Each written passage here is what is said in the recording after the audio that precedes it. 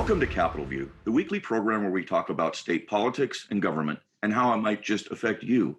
Joining me this week on Capitol View is Sarah Mansur, writer for Capital News Illinois. Welcome, Sarah. Hi, Bruce. Also, Jerry Nowicki from Capital News Illinois. I feel ganged up upon. Welcome, Jerry. Thanks for having us, Bruce. Oh, terrific. Thanks for coming or staying where you're at. We're still being cautious and broadcasting remotely. Let's talk about guns first.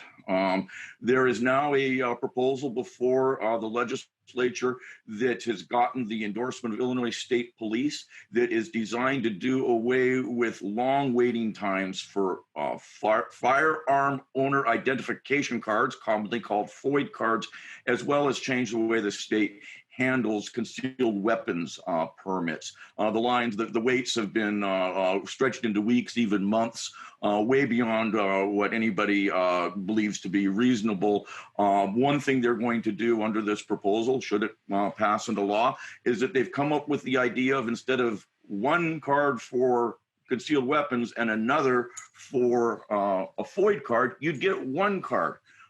Is anybody seriously opposed to that idea? What do you think, Jerry?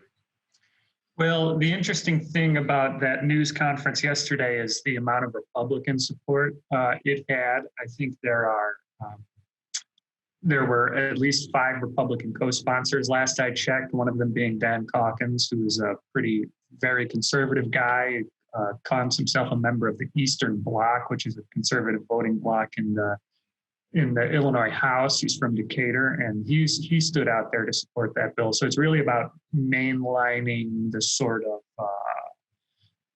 process, taking some of the pressure off the Illinois State Police, which is in charge of sort of seeing that the background checks are completed and that all of that can be accomplished quickly and whatever, and people can get their FOID renewals and make sure they're legally still owning their guns. In the meantime, there's been sort of extensions for people who are awaiting renewal, as long as they can prove they've applied for renewal. Their expired FOID cards would still be good in Illinois. But the other thing is the Illinois State Police support this bill. It's one of their initiatives, and what's got some of the Republicans on board is it doesn't ask for changes to the fee structure. It doesn't ask for more money to be shelled out. It just makes it easier for the Illinois State Police to do their job, really. That's been more difficult for them to do in recent years, not the least of which is because they've had extended far more FOID applications in recent years, but also because in the Rauner years, the funds used to administer these programs were often swept to be put towards the general revenue fund. And they've just they've shrunk the size of that department. So they've been working to build up the number of staff administering these programs. And this law would sort of limit the amount of work they have to do, give them less work to do, the way I understand it. Yeah. I think, maybe it's just me, but I'm wondering how much Brandon Kelly in that position is helping, if at all, with this. I mean, he's a downstate prosecutor. He's doesn't have a history of running a police department before, but he's now in charge of Illinois State Police. And he has, I think, for some time made this, if not a priority, certainly an issue. I mean, I think that it was late last year, was it not, where he had a press conference or an event saying the system is broken, it needs to get fixed. I'm hoping, wondering whether that helps at least make things go more smoothly. That you've got a Democrat who I think also has some street cred downstate. I think that's been helpful. And the other thing about the whole FOID situation is that some of the gun safety groups are against the measure, saying it doesn't go far enough. So maybe some of the more liberal Democrats might not be too happy with it, but it's one of those issues that you're always going to have somebody staunchly standing against whatever you try to do. Yeah, and I think that there's some impetus to fix this, given the tragedy in Aurora that happened 3 years back now, where a gentleman who wasn't supposed to have a gun nonetheless got one. He got a FOID card, and he shouldn't have had a FOID card. They caught it when he got a concealed weapons permit, and he was fingerprinted. Then a felony conviction shows up, but they didn't do anything about that. They didn't go take his gun from him. No real follow-up. And I think you're right, Jerry. I mean, the next time there's a unanimous vote on anything having to do with guns in the legislature, we should all go buy lottery tickets or something, because it would be a once-in-a-lifetime event. The fingerprinting issue, how important, that seems to be really important here for the gun rights crowd. I mean, how's this going to be handled? As I'm looking at this, you have the option of getting fingerprinted if you want, but you don't have to. Reasonable compromise, how's that fine? Yeah, the gun safety groups don't view that as a compromise at all. They view that as just a complete concession where they're giving it away without getting anything in return. I guess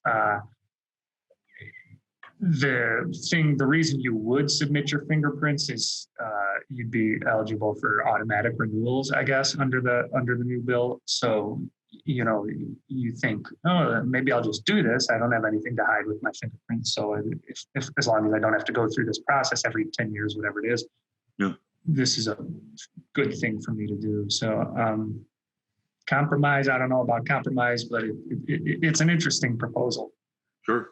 No, there is, speaking of compromises and strange bedfellows to some extent, there's a bill now that's been co-sponsored by House Representative Tim Butler and House Representative LaShawn Ford, one a Chicago Democrat, another a Springfield Republican, to make Juneteenth a state holiday.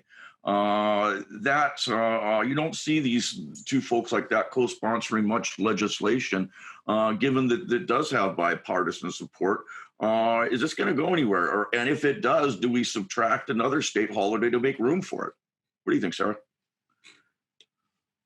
Yeah, I think just based on the discussion that's happened already and the fact that there's bipartisan support, that it's likely to pass. I remember when Senator Lightford introduced it in a committee, there was discussion about taking out another holiday and also somehow combining or doing something with July 4th, but Senator Lightford was making a point that this is sort of a separate Independence Day, obviously for Black people, and so it should be entirely separate from July 4th. But I think that Tim Butler has been outspoken on these issues. I think he's talked about like his family's connections to his ancestors or generations in the past in Springfield were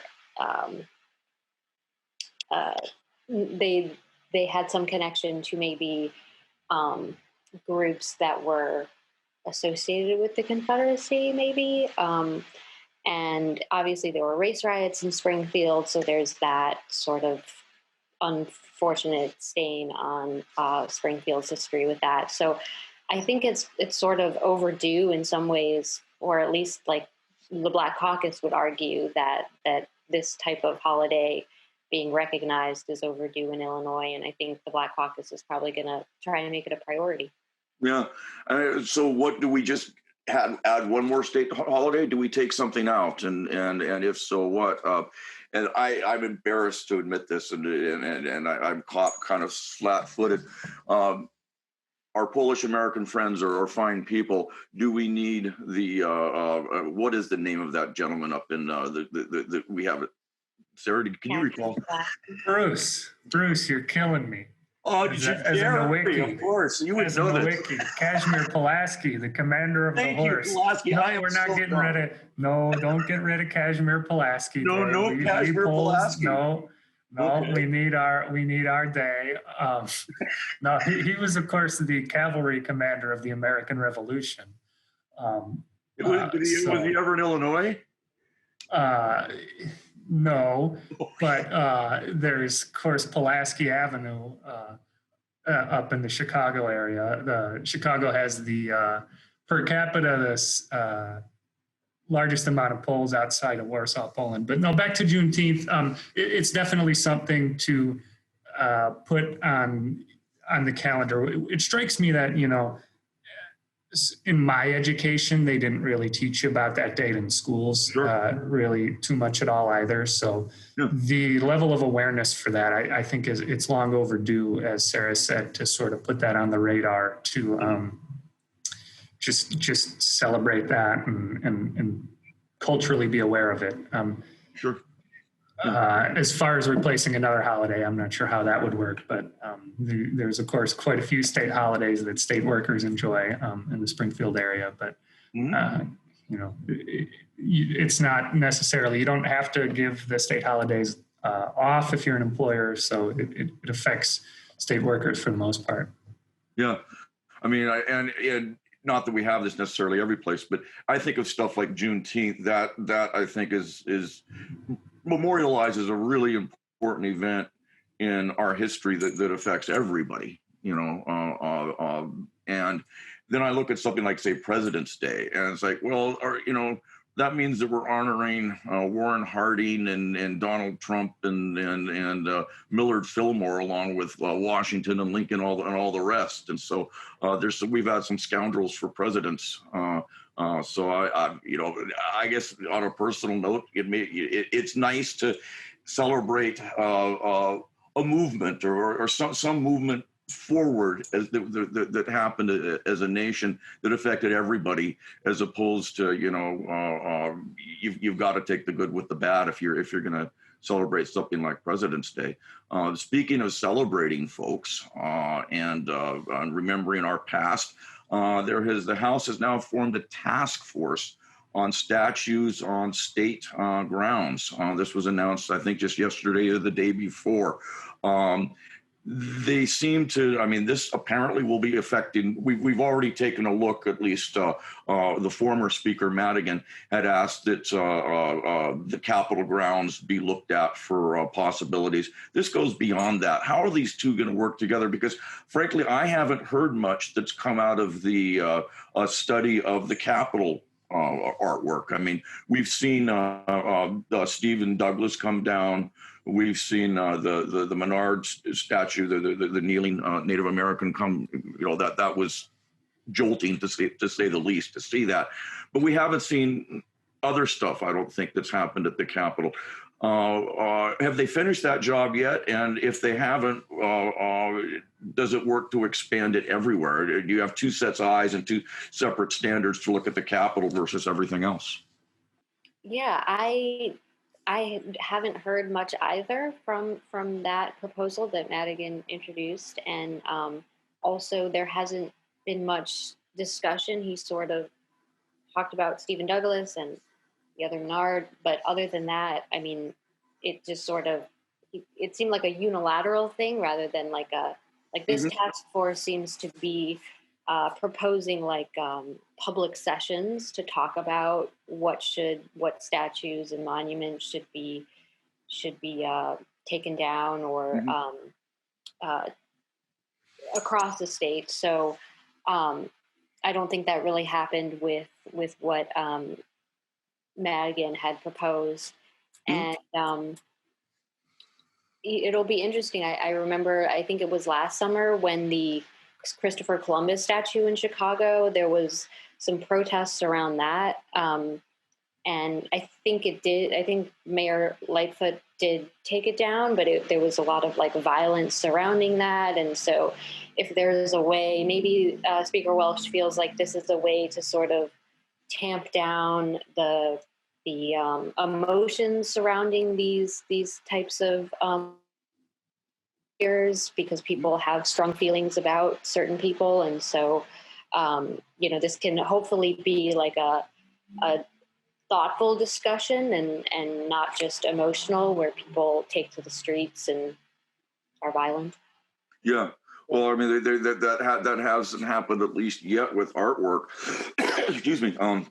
This can get sticky, can get difficult, where it's happened elsewhere, because one person's hero is another person's villain. And I believe it was in California where they've renamed, I believe a school said, no, we can't have that named after Abraham Lincoln because of what happened to Native Americans while he was president. And that's legitimate, I can understand that point, and nobody's perfect. Hearings, I think, might be a good idea. I think that if you can talk about statues and artwork in civil, responsible ways without folks getting accusatory or angry, that would be a good thing. Is it likely to happen, Jerry? Can we get along, at least when we talk about something like history and artwork like this? There'll certainly be people upset no matter what you do. The announcement from the Speaker's office said this will be a bipartisan task force, and he announced all the Democrats that would be on the committee at this time, and it'll be chaired by Mary Flowers, who's from Chicago. Longtime lawmaker, the longest serving Black lawmaker in the General Assembly, who herself could be worthy of a statue at some point. But anyway, I think it'll be up to Leader Durkin, assumedly. I haven't checked on that, but he would appoint the Republican members. So it'll be interesting to see what that makeup is. I think Tim Butler, as we discussed, would probably be a good member to discuss that type of thing. So I'm interested to see how the conversations go. I know the board of the architect of the Capitol had met to discuss this stuff at some point. Their conversations were interesting about just the general gist of State House artwork. It probably needs some sort of review. It definitely needs some sort of review. Sure. And I'm interested to see how those conversations go. Yeah, I mean, here locally in Springfield, this is a number of years ago now, but not that many years ago, the prior director of the Abraham Lincoln Presidential Library and Museum took the statue or the wax figure, the rubber figure, whatever it's made out of John Wilkes Booth out of the atrium and put it in a closet somewhere. And even that was controversial. He reasoned this out, and it seemed logical to me, perhaps, about, it's just in bad taste to have the assassin, Lincoln's assassin. Yeah, this is Mary Todd. This is, Lincoln. They were the big happy family, and there's his assassin looking in the background. And so, but that was controversial. And I remember some folks saying, well, wait a minute, that's historically accurate because John Wilkes Booth was present at Lincoln's second inaugural address. He was there. So if John Wilkes Booth can be controversial, it should be interesting to see what else might prove controversial. There's been something else coming out of the Speaker's office lately, a case of COVID. This was announced just yesterday or the day before. Are we taking enough precautions, do you think, to keep the General Assembly in business? That we've had now. Senator Lightford has announced that she's gotten sick. We have an unnamed person from the Speaker's office. We've had somebody from the governor's office, and this is just all. It's talk about a surge. What's going on here? What could they be doing? Are they doing everything, or could they be doing more? Yeah, so I'm down here in the Capitol press room right now. Everyone's wearing masks here. And if we want to have any contact with lawmakers, we as members of the press, we have to get the U of I Shield saliva test, which they do over at the Stratton building next door. We have to get it, I think it's twice a week, whatever it is, just to be able to go into a committee room to have a meeting with the senator, or for those who are credentialed, to have access to the Senate floor. I don't think they're requiring that level in the House. There are different requirements. I don't think there's requirements of House members to be tested, although they did have access to the vaccine. I think Sarah might know more. Maybe Senator Lightfoot had not been vaccinated yet for one reason or another. But there are levels of protection here. Whether we're doing enough, I don't know how you could do enough aside from building that herd immunity through vaccination. And I get my second dose tomorrow, which will be a relief for me in that regard. Yeah. How challenging is it, Jerry, to report and do your business with these kinds of safeguards in place? I don't want to call them restrictions. They're there for a reason. I mean, has it materially changed the way you do your job, and if so, how? Unfortunately, Bruce, it's been determined that Capital News Illinois isn't going to be credentialed, so it hasn't changed us too much. We don't have access to the House or Senate floor at this time because they've made a determination about our affiliation with the Illinois Press Association, which is, of course, the parent organization. The Illinois Press Foundation oversees Capital News Illinois, and because the Press Association has a lobbying affiliation, they don't allow us credentials, so it hasn't affected us as much as it has some other news organizations that are accustomed to that level of access at the State House. You guys are in the same penalty box with Center Square then, so to speak. Yeah, for one reason or another. For one reason or another. Okay, well, apologies on that. On the other hand, you don't have to be on the floor, so there's there's also that.